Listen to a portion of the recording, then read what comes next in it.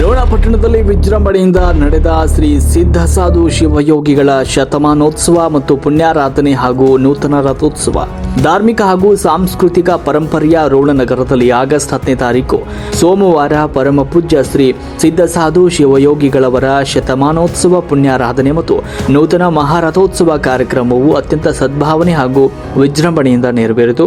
ಮಹಾಪವಾಡ ಪುರುಷರೆಂದೇ ಖ್ಯಾತಿ ಗಳಿಸಿರುವ ಶ್ರೀ ಸಾಧು ಶಿವಯೋಗಿಗಳವರ ಜಯಂತ್ಯೋತ್ಸವ ಹಾಗೂ ಶತಮಾನೋತ್ಸವದ ಅಂಗವಾಗಿ ಬೆಳಗ್ಗೆಯಿಂದಲೇ ಮಠದಲ್ಲಿ ವಿವಿಧ ಧಾರ್ಮಿಕ ವಿಧಿವಿಧಾನಗಳು, ಶಿವಪೂಜೆ, ರುದ್ರಾಭಿಷೇಕ ಹಾಗೂ ಕೃಪಾಶೀರ್ವಾದ ಕಾರ್ಯಕ್ರಮಗಳು ಶ್ರದ್ಧಾ ಭಕ್ತಿಯಿಂದ ಜರುಗಿದವು.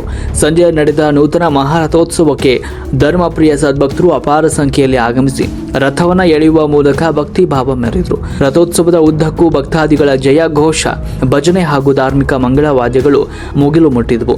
ಬಂದಂತಹ ಸಮಸ್ತ ಭಕ್ತಾದಿಗಳಿಗೆ ಶ್ರೀಗಳ ದಿವ್ಯ ಕೃಪಾಶೀರ್ವಾದ ಹಾಗೂ ಮಹಾಪ್ರಸಾದ ವಿನಿಯೋಗವನ್ನು ಏರ್ಪಡಿಸಲಾಗಿತ್ತು.